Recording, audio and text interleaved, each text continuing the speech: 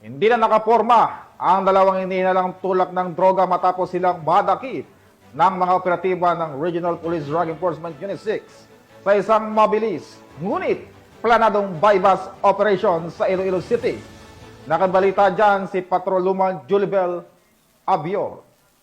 Umabot sa mahigit 3.7 million pesos ang halaga ng hinihinalang shabu na nasamsam ng mga operatiba ng Regional Police Drug Enforcement Unit 6 sa isang matagumpay na buy-bust operation sa Barangay Salvacion, Habog-Habog, Molo, Iloilo City, pasado alas 3:18 na madaling araw, nito lamang 8 ng Oktubre taong kasalukuyan.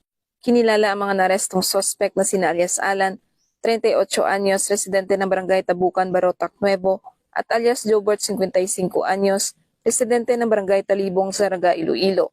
Ayon kay Police Captain Glenn Suleman, hepe ng RPDEU 6, mahigit isang buwan nilang isinailalim sa surveillance ang mga suspect matapos matukoy na muling nagsasagawa ng bentahan ng ilegal na droga sa Iloilo City at mga karatig probinsya. Dagdag pa ni Police Captain Suleman, dati nang nakulong si alias Alan noong 2021 at nakalaya noong 2022, habang si alias Jobert naman ay nakulong noong 2017 at nakalaya lamang nitong 2024, kapwa dahil sa mga kasong may ugnayan sa ilegal na droga. Sa isinagawang operasyon, nakumpiska mula sa mga sospek ang isang motorsiklo, isang weighing scale, 10 na bulto ng hinihinalang shabu na tumitimbang ng humigit kumulang 550 gramo na may tinatayang halagang 3.7 million pesos at 60,000 pesos na ginamit bilang buy-bust money sa pagbili ng 5 sachet ng shabu.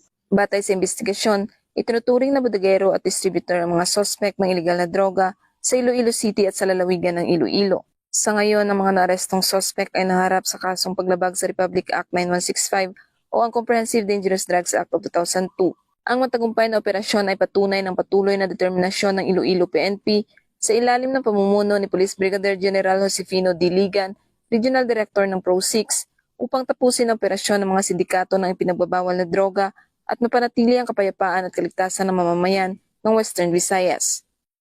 Mula dito sa Police Regional Office 6, sa Kongning Police News Network Correspondent Patrolwoman Julibel Albior, alagad ng batas sa kataguyod ng Balitang Pulis.